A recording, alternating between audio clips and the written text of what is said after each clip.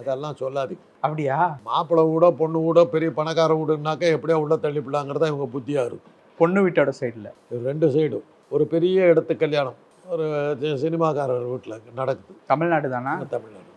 பையனை வந்து அந்த பெரிய சினிமா கம்பெனியினுடைய பொண்ணுக்கு கட்டி வைக்கிறாங்க.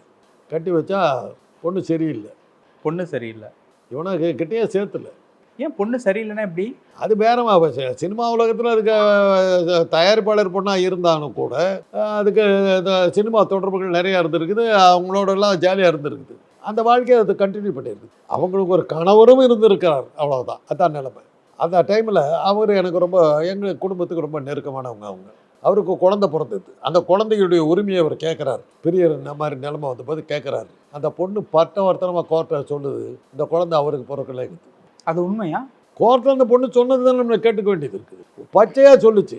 இன்றைக்கி நீங்கள் ஒரு சீரியல் வருது, என் வயிற்றில் வளர்கிற குழந்தைக்கு அப்பா யாருன்னு தெரியல, நீ தான் என்னை கற்பழிச்சியான்னு ஒரு சீரியல் மாதக்கணக்காக நடந்துக்கிட்டு. அன்றைக்கி அதை பார்த்து நாங்கள் ஆச்சரியப்பட்டோம். கோர்ட்டில் இப்படி வந்து சொல்லிச்சான்னு. இன்றைக்கி அது வந்து சீரியலில் வந்து கதாநாயகி கேட்குறா, நீ தான் எனக்கு அப்பா, நீ தான் என்னை கெடுத்தியா. அந்த அளவுக்கு இன்றைக்கி அதெல்லாம் நார்மலாக போயிடுச்சு. அன்றைக்கி அது பெரிய விஷயமா இருந்தது.